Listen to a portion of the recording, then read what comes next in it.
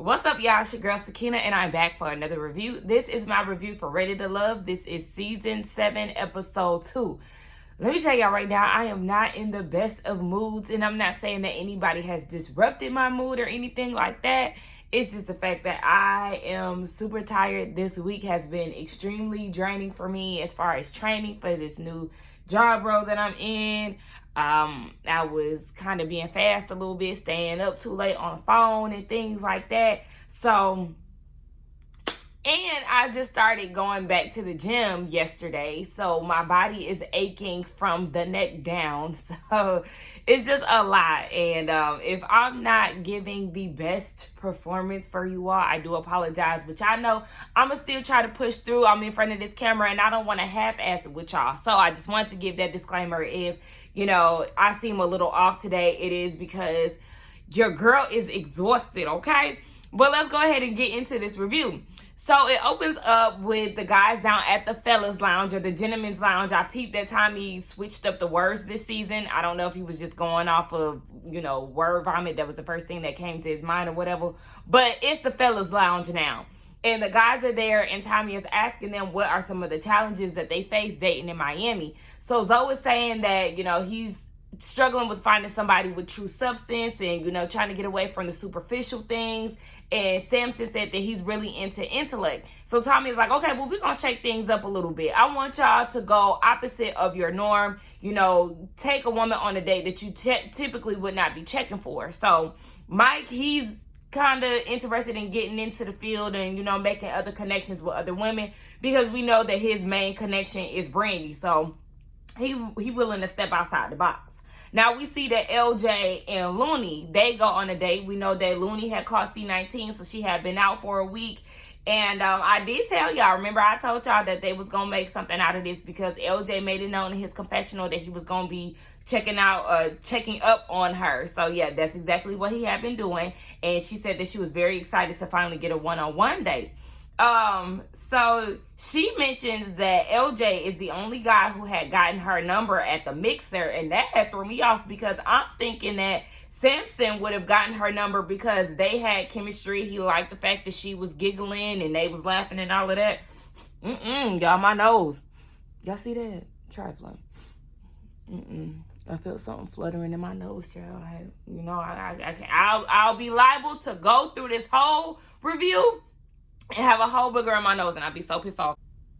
Anyway, yeah, I was very surprised that Samson didn't get her phone number, but Looney said that she was really into, or she really wants a genuine person. She's had experiences where men will put on for the cameras, and then once they're in a relationship, they switch up on her, so she really just wants something real. And she said that she wants to be a priority as well. So then LJ asked her, how does she want her man to make her feel?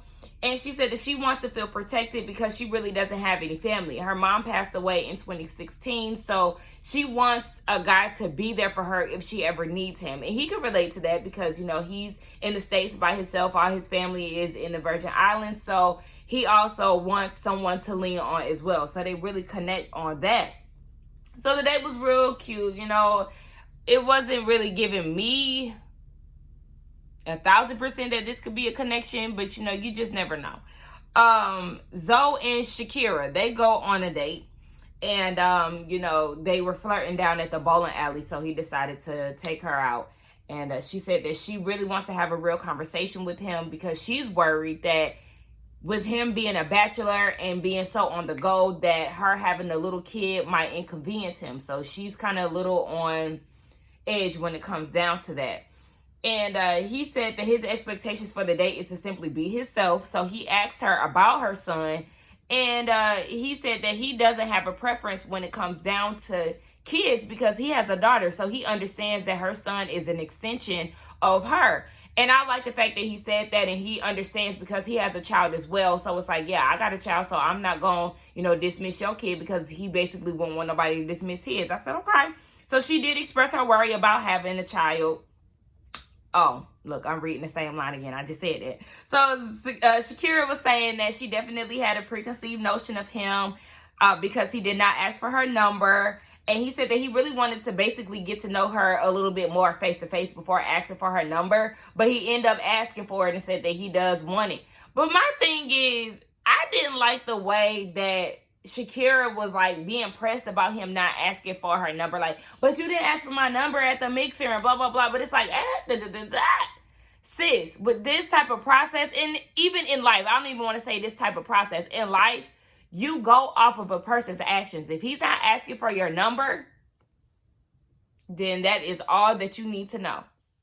Maybe his operations is a bit different, you know. Maybe he do want to get to know you on a personal level a little bit. But a part of me is feeling like Zoe is kicking a bit of game, because if you were feeling her, or, I mean, it seemed like their first interaction was at the bowling alley, so maybe he didn't need another opportunity to feel like, okay, well, maybe, you know, we had this conversation at this place, but maybe if we have another conversation in and it's going somewhere, then I can ask for her number, because I really don't like giving out my number to people if I don't see it for them. So, yeah, if we, you know, vibe on the first day or whatever, okay, if I know I'm going to see you again, I'm not going to be too pressed to get your number, because you might get on my nerves the next visit. Like, I don't know. I don't want you calling me off rip. I need to get a feel of you first. So I can understand where Zoe is coming from, but then it could also be a bit of game in him actually trying to just do what Tommy said as far as going out with somebody that's completely opposite. Like, oh yeah, I just so happen to be flirting with her, so let me go out on a date with her. You know what? If I'm making sense, y'all let me know.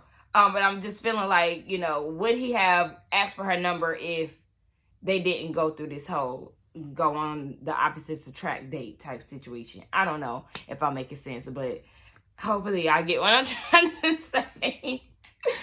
So we see that Samson and Charisse, they go on a date. And Samson tells us that his first impression of Charisse was not a good one. They give us a flashback of him trying to get to know her and have a conversation. And sis is dead ass just scrolling at her phone. She does not want to be bothered with anything he has to say. So I was very surprised that he was actually interested in going on a date, because that first impression would have been enough for me not to be interested in any type of interaction with you from there on. She said that he isn't really her type, but he does come off as a protector, so she's interested. They bond over talking about farm life, his upbringing, and she said that, you know, he is making her more connected to him. So, he wants to know, how would you know that you found someone that you want to build a relationship with? And she said just off of the energy and the vibes. And he said that he was feeling her. So obviously they made a connection. And this date wasn't bad. I was actually very surprised by it. When they left, is it me or did y'all peep that it looked like they lips connected? Like the lip missed the cheek and they planted one on each other. I was like, hold on. Like, it looked like it could have been a mistake that her lips missed his cheek, but I was like, what is that? Like, I had to rewind it again and it looked the same. I was like, oh, I don't know if they shared a first kiss together. I don't know. Y'all let me know if y'all peeped that too. So then they go on a group date, and it's Mike, Looney, Charisse, April, Swayze, Kayla, and Justice. So they go on a group date to do trapezing. Trapezing? I don't know. That, okay? So April said that she is in her element, child. She is all up and down the little bars and all of that. Justice, he was giving me a bit of too cool for school. I just don't really see it for Justice as it is. And Mike said that he was really interested in getting to know Kayla. Now, when he pulled her aside, I was a little taken aback, because remember last week he saw her age as a problem. So it's like, okay, now that you're into her, what made these changes? I'm confused. But April, she decides to intrude on their conversation, because everybody went their separate ways and, you know, everybody pretty much left her behind. So she intrudes on their conversation, and both of them are like real cuddled up in his lap and stuff. And I'm like, this only episode, what is this, episode 2? This episode 3, y'all. Because, wait, this episode 3. This episode 3. Look, see, y'all, I'm tired. Anyway, Y'all too soon. Anyway, it's too soon to be up in a man's lap like that, especially with two of y'all in his lap. I'm like, one of y'all back up. Really, both of y'all.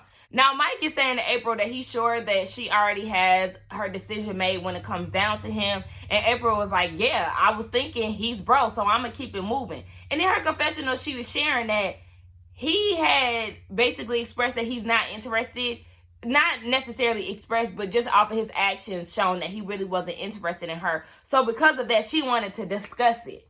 Why do you want to discuss it if he was already showing that he wasn't interested? Why do you want to continue trying to figure out why he wasn't interested in you? Like, girl, that just did not make sense to me. Next thing you know, they arguing on who is in the top and who is in their bottoms. I'm like, what? And Kayla is thrown off by this too, and she got rescued by Swayze. I would have got up before he even came over, because I don't know what y'all arguing about. This is uncomfortable. Y'all figure y'all situation out, and I'm gonna head out and you know, talk to somebody else. It was just very weird. April and her edges was doing entirely too much for me, and I just couldn't deal with it. So Justice, he wants to talk to Looney because he heard through the grapevine that she's a vibe, and you know, she felt like she was at a disadvantage because she did miss out on the last brunch. So, you know, she's having to build connections, but she says she ain't really worried about it because what's for her is for her. And then we see Kayla and Swayze. She said that her connection with Swayze is definitely growing. He loves how attractive, he's attracted to her self-love. And Kayla was like, what would you say you need to improve on? He was saying he spends a lot of money, blah, blah, blah. So then Mike talks to Charisse, and he wants to know what was her perception of him. And he said, or she said, that he seems like a great guy, but, you know, the whole ex-wife and children thing, that's baggage for him. And in his confessional, he felt like that was disrespect. You know, you're calling my children baggage. He doesn't appreciate that.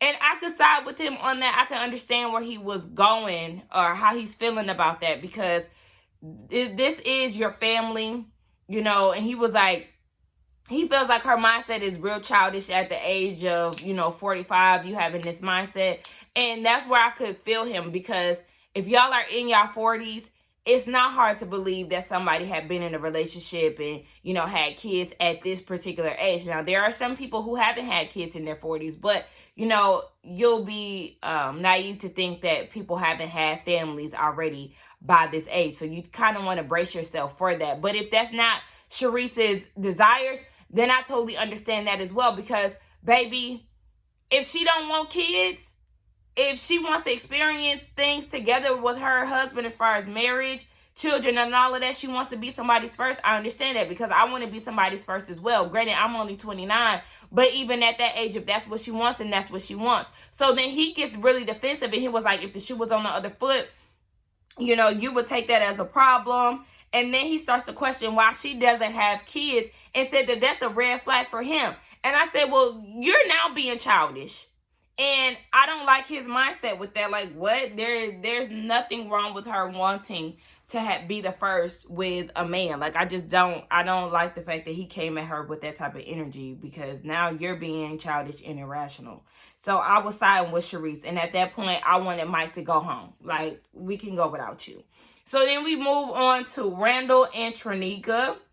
She's such a cute girl, but that wig is aging her. Both of her hair choices, they're aging her, and I can't. It's a distraction. Okay?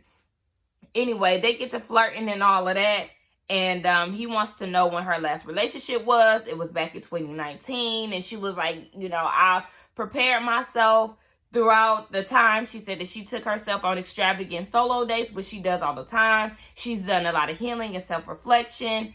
And he asked, what did she want out of a relationship? She said she wants a spiritual and emotional connection. She wants a partnership. She really just wants them to map out their relationship and do what works for them. And I was really feeling the vibe between the two of them. I said, okay, y'all cute. I can see it. All right. Hopefully they can have something come out of it. But, you know, we'll just see, because now that I'm saying it, it kind of gave off, you know how some of us, I know for me, I was here for Phil, and her name was like right there. Phil and Shiloh. remember they had a connection, and then he started acting funny once people started feeling him a little bit more. He had other options. I could see that situation happening between the two of them. So you just never know. You just never know with these people. Now, we got another group date. We have Swayze, Mike, Brandy, and Kaden. And they go on an archery date. I did not like either one of the women's outfits. I don't like outfits like leggings with the cutouts and stuff. Like, that's not cute to me. Let's just do a full legging. Them holes in the sides, it's just like, it makes it look cheap. Okay, it gives rainbow. And don't get me wrong, I've gotten some pieces from Rainbow because they have, you know, basic bodysuits and stuff like that for the low. And, you know, I've shopped there before in the past. But when you start doing cutouts and all of that, it gives Rainbow Instagram boutique. And I ain't like that. I ain't like Kaden's bodysuit. I didn't like the scarf that she had on her kinky twist. Like, I just, it was something about both of their looks that was just not doing it for me. The fringe cutout top that Brandy had on, I was like, I don't like this. But anyway, Katie and her ribs get to talking to Mike about her reluctancy. She spoke about him being consistent based off of his marriage. And he said that he did stay a year longer than he should have. So they step aside and they have a conversation, and child, it was just exhausting to even watch the two of them. He feels like she might be a little uptight, but he was like, but you do seem like you know what you want. And she thinks that she's free-spirited, which I don't really get that vibe from her, but that's what she said. So, I mean, she knows herself more than I do, so whatever. But she's very defensive in her explanation. And she was like, I think that you could be an introvert. And now he's feeling away. Now he's feeling like she's judging him. And I'm like, how?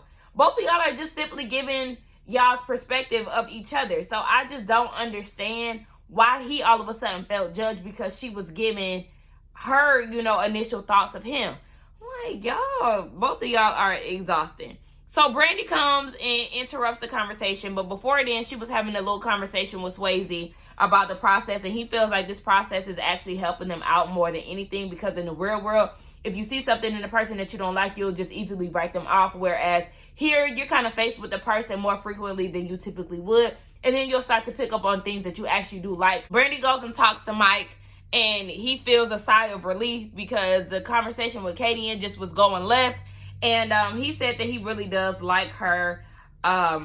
He said that she got to asking him about his other connections. And he said that he feels like the first round draft pick. And I said, you're lying. Because a lot of women are not feeling you. And did you forget that you was in the bottom last week? So how are you feeling like you're on the first round draft pick? These ladies aren't approaching you. You're approaching them because it's the men's week to send the women home and go out on dates and stuff. So stop lying. Talking about the first round draft pick. Boy, please. You every bit of the damn fifth. She asked, what are you looking for? Somebody that he could grow with. And he was like, if I want it, I'm going to go get it. I said, really? Because your introduction to us was saying that you really don't be chasing after women like that. So you're giving contradictions. I don't really believe you. So she said that she's looking for her person. And, you know, he just likes the way that Brandy makes him feel.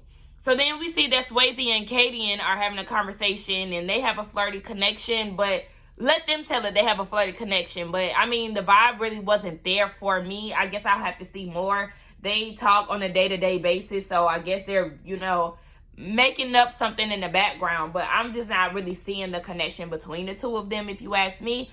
But I will say that I actually do like Swayze. I really do like him.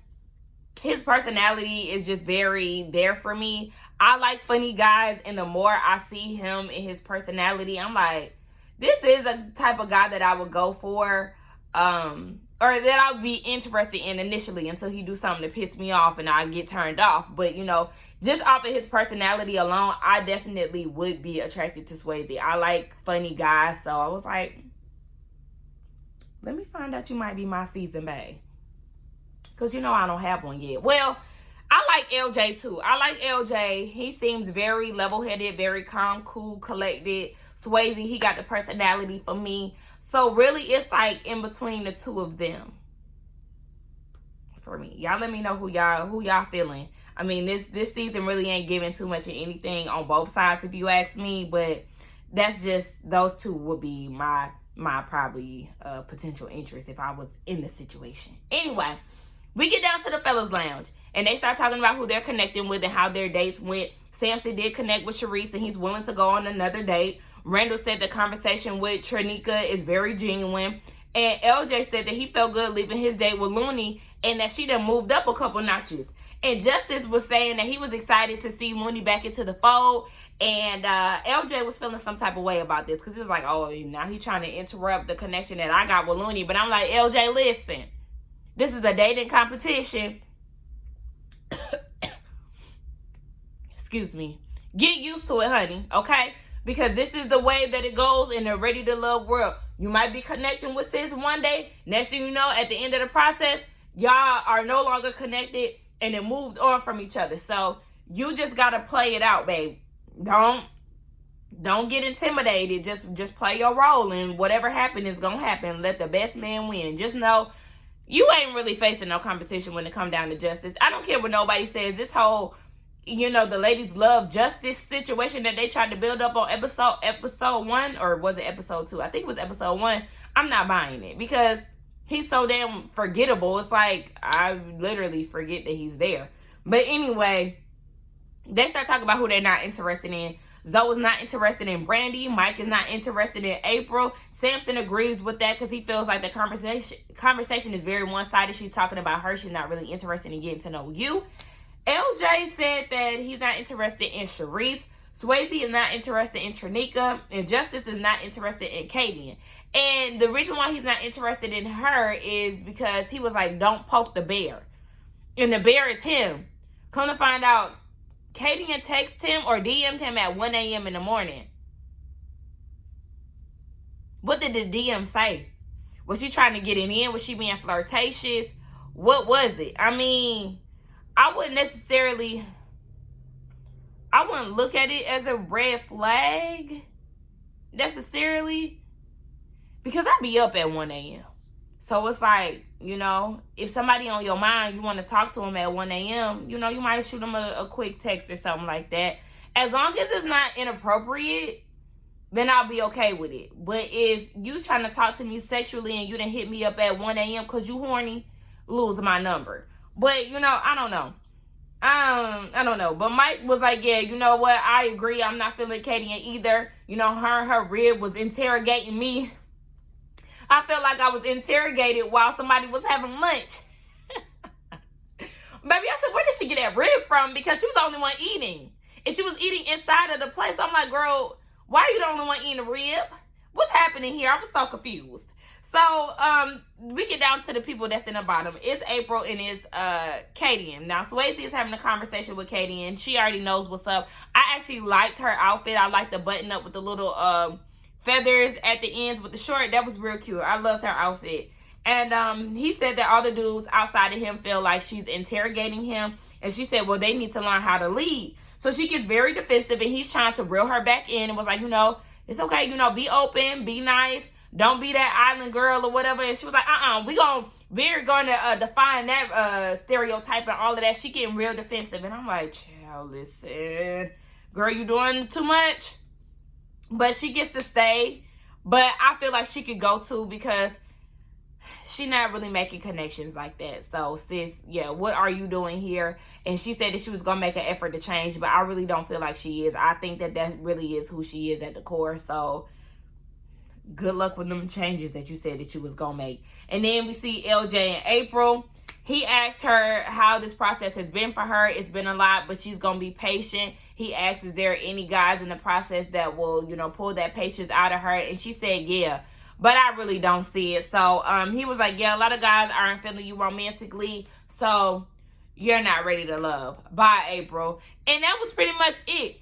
And then I was looking at the preview for next week, and I was like, yeah, where was Jamala this episode? Did she get C19 too? I was confused because she was nowhere to be found in this episode. I don't know if the guys just weren't interested in going on a date with her. Maybe she's nobody's opposite, which is why she didn't get a date. But yeah, I was definitely thrown off by her not being there and then seeing her in the next episode. So I was like, okay, yeah, we didn't get Jamala in this episode. But really, I'm feeling like the people in this season really just don't really do it for me. They don't excite me. Some of them are very forgettable. Like, Miami ain't bringing this heat that y'all keep talking about. I don't want to say y'all, you know, as the audience, but I'm just saying, like, this season of Ready to Love is giving flop. Y'all let me know what y'all thought about this episode, this season so far, and the review. Let's get down in the comments and talk. Don't forget to like, comment, and subscribe to my channel, and I will see y'all in the next one. Bye.